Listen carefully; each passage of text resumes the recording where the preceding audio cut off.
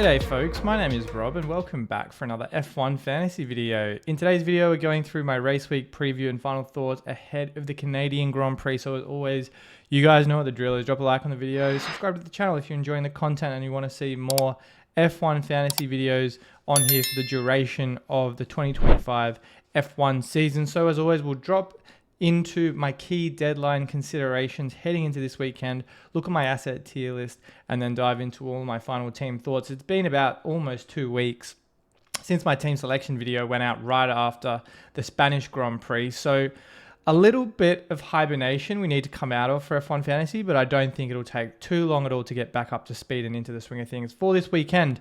First cab off the rank is Lance Stroll, and it was very well documented after Spain qualifying that he wasn't able to participate in the race because of his wrist. It looked as though he had aggravated it over the last few weeks, months in the car after that biking incident he had before preseason testing in 2023. There were reports he was due to have surgery. Quite surprising to be able to turn it around in 10, 12 days to be ready for the next race weekend, 2 weeks after the fact. But Aston Martin have come out and confirmed that Lance will be racing this weekend in Canada. Now, obviously a great result for him because it's his home race, and I do think he'll probably want to put a few of those rumors to bed that were swirling around whether or not he would be racing with Aston Martin for next year, whether or not this was a sign of Max Verstappen, etc. And not obviously also give the chance of the likes of Stoffel Van Dorn, Zach Crawford, who am I missing? Felipe Drugovich, to obviously take his spot for 1 or 2 races if he had to obviously sit out. So there's an article here that they've posted, Formula One have on their website around Lance being back behind the wheel this weekend. And obviously, as a result of that, won't mean there's any transfers or swaps that need to be made for replacement drivers and the like. So just for anyone that was wondering what this would look like in terms of implicating Lance and F1 Fantasy, it doesn't look like there's much happening at all on that front. Now, in terms of some selection dilemmas, and I wouldn't even call them dilemmas because it feels like a very straightforward race weekend, the driver and constructor pool seems to have shrunk yet again for a number of reasons. Constructors that were previously meta or meta adjacent, so Mercedes and Red Bull, going through a bit of a rough time at the moment. And then drivers, in terms of those that can gain value, are very much already template assets. Hadjar, Lawson, Colapinto, Piastri, they're all very much firmly entrenched in most F1 fantasy teams, and they're the ones that are likely to rise the most this weekend. So it feels as though there's only really 2 major directions F1 fantasy managers can go this weekend. It's a Piastri, McLaren, Ferrari, or it's a Piastri, Norris, McLaren, VCARB. And I guess we'll get to that later in team selection thoughts. But ultimately, these seem like the 2 most obvious directions most F1 fantasy managers will take. And I do want to touch on something less F1 fantasy strategic decision related and more just around the cosmetic updates to the F1 fantasy game that happened during the last 2 weeks. The developers introduced a new color palette for all 30 assets in the game. So you will see on the next page of the video the slight refresh to the colors and the backgrounds that all of the drivers sit behind.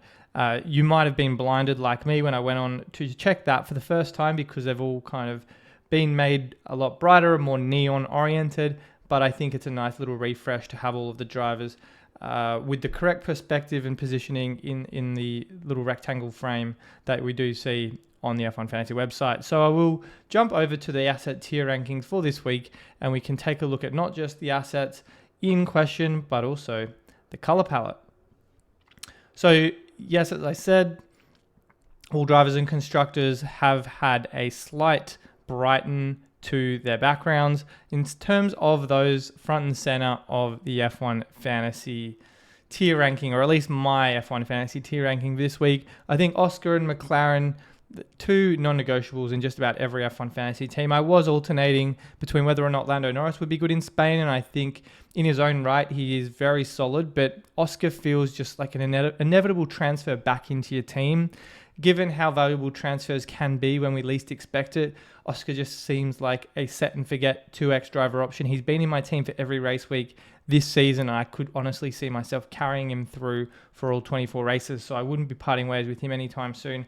Charles Leclerc, Lando Norris, Lewis Hamilton, the top four, Russell obviously there as well. I wouldn't really be going near any of them for the 2x. I just, again, think Oscar is in the best car, one of the best drivers, the most race wins, a couple of fastest laps to his name this year. So at his price, it just seems like a steal. He's now the third highest priced driver in the game, but he's still under 25 million. So for me, probably not one you would be considering parting ways with. In terms of the constructors, McLaren and Ferrari just seem like the most obvious because of the fact Red Bull and Mercedes, as I mentioned, going through a bit of a struggle right now with building budget. Antonelli, Russell have had recent DNFs.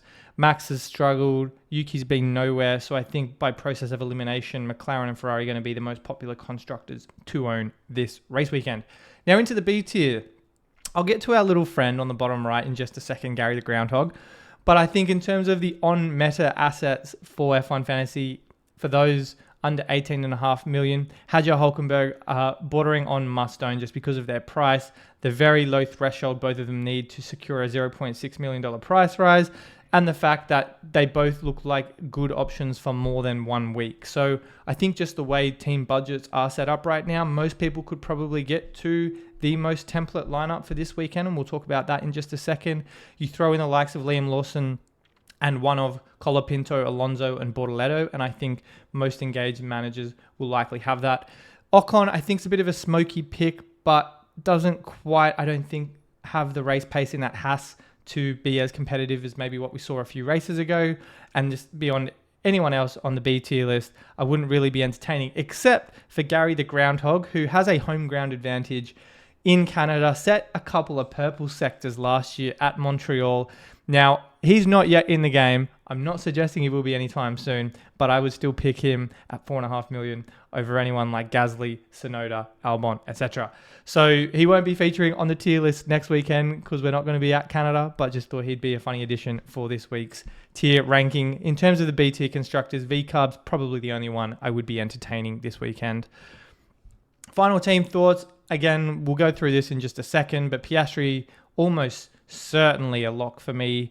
Norris, the only real alternative if you're going down the V-Carb constructor route. Now, I don't think necessarily Norris is going to be a guaranteed driver to outscore someone like Oscar Piastri, but there are quite a few people confident Lando can bounce back. He had a great result, a podium. He probably could have won here last year, to be honest. But I do think he's probably, if you want to be a little bit differential, the only option that stands out to me. No chips this weekend. Don't think it's really a chip weekend at all. And even with the 20% rain in the forecast, both Saturday and Sunday, I wouldn't be entertaining even the likes of Autopilot unless we saw a torrential downpour. That doesn't seem likely right now. So probably not a chip weekend for anyone. And in reality, would be better served, I think, saving it for later in the season. So we're going to jump over to my team once again, go through the team selection conundrums I'm discussing and deliberating for the Canadian Grand Prix. This was my team coming out of Spain. I'm pretty happy with how it's set up, to be honest. And the most obvious route, you've seen me, you've seen almost every F1 Fantasy content creator talk about it on YouTube, on Twitter this week, is making one swap for Nico Hulkenberg. He is the driver. If we just pop over to the budget builder on F1 Fantasy Tools, and you can use the code HUB50 for 50% off your first month if you like using the premium, or you want to use the premium features on F1 Fantasy Tools. Hulkenberg needs -6 points for a price rise. So assuming he doesn't DNF, he should be in good stead to secure the $0.6 million bump along with Isaac Hadjar. So they both seem great options this weekend to have in your fantasy team. Most people, wrong page, but most people do have Isaac Hadjar already. And I think the most natural swap for me probably is going to be one of Colapinto or Bortoleto. I'm not sure yet which one. I will say Colapinto has a lower threshold for a max rise, which is probably why I'm edging towards keeping him over Bortoleto. But the Sauber upgrades, if they seem to be improving, Bortoleto could be a better hold. And I just feel like Colapinto is one missed apex away from putting it in the barriers. We saw quite a number of DNFs here, albeit it was in the wet last year. But I do suspect Colapinto, he's just not looked all that confident lately in the car. He's had a few near misses in practice and such. I'm just certain he's got a DNF around the corner sometime soon. So let's assume I move him out and I'll put Hulkenberg in. Still plenty of cash on the side. I'll roll ultimately one transfer through to the next race and probably have a lineup like this for Austria. So that's probably team lineup number one.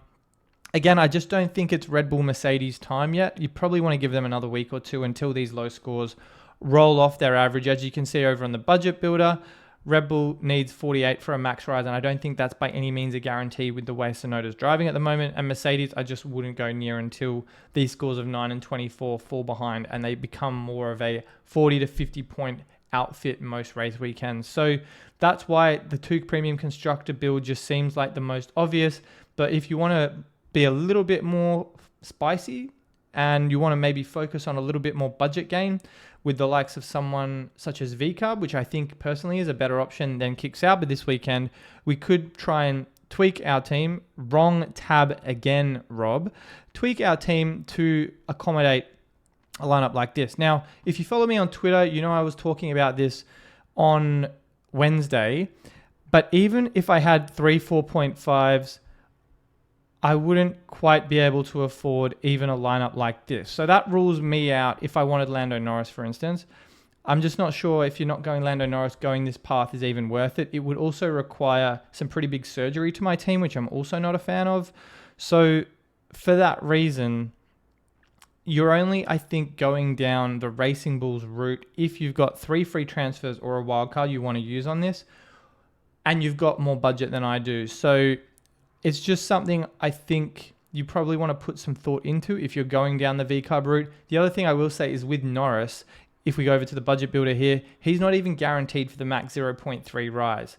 He's probably going to score around 25 to 35 points, but he would have to really come away with the fastest lap, the driver of the day, and the win, more or less, to be in with a decent shot. Or he would have to qualify on or around pole position and win the race, so that's 35 or so, and then get at least one of the fastest lap or the driver of the day. So you need a big weekend from Norris to see the 0.3 rise. I'm not saying it's impossible because he's done it several times this year, most recently in Monaco. But at the same time, you do really have to consider the fact that when you've got someone like Oscar Piastri, even Max Verstappen is good around here. Yeah, it's a lot of things, a lot of variables. I'm just not sure is worth it right now for this lineup. You could, yes, throw in the Kick Sauber constructor as well, but that score they had most recently in Spain, 52 points, that is not happening every single race weekend, to be honest. I really think their real score, their more normalized score, is between 10 and 20 points. They've also done well recently with fast pit stops. You can see here they had a 5 pit stop, the overall fastest pit stop, and then the fastest pit stop bonus of 5, I should say. So that's why Sauber could be an option, but I just don't think it's worth it. They're ultimately a trade out of your team in the next few race weekends. So I think for that reason, my team is going to be something like, where's my friend Isaac? Something like this. You could have Alonso. I'd prefer Alonso for multiple weeks. If you're activating the wildcard, I'd put in Alonso to be 1 week ahead, because if we go back to the budget builder, again, you will see Alonso's minus 16 in Monaco will fall off his trailing average, and that means he is going to be primed for a price rise in Austria. So I'm targeting him in Austria with 3 free transfers and probably swapping out one of Colapinto or Bortoletto, whoever doesn't make way this weekend. So there's probably a few different options you could go down, but I think Ferrari, McLaren, the way they're scoring at the moment, and just look at the statistics on F1 Fantasy Tools for these two constructors. Ferrari have only had 1 score below 50 points since their disqualification in China. McLaren has scored above 70 in every single race this season and 80 in the last 6. So for me, it's a non-negotiable, just the way both teams are performing. And I just think it's too obvious this weekend for me. So for that reason, I do believe we will start to see a lot of F1 fantasy players have a lineup very similar, if not identical, to something like this. If not, as I said, Bortoletto out, Lawson in. That will most likely be my final team on the deadline stream this weekend. And I've even written about it for Formula One as well in my weekly preview articles. I pretty much go through all of these drivers we've just talked about and why I think they are exceptional assets to own. So check out this article if you haven't read it already. I post, as I said, every week for Formula One covering the race week preview. But I will leave it there for now, guys. I've got most likely a deadline stream. If anything changes on my side, I will let you know. I will try and aim for it on Saturday. But as I said, I'd be very surprised if I deviate from this team on screen. So assume I'm locking this in unless you hear anything different from me between now and the deadline. But again, I'll leave it there for now, guys. As I said, drop a like on the video, subscribe to the channel if you're enjoying the content. I hope you have a great rest of your day, and I'll see you all very soon.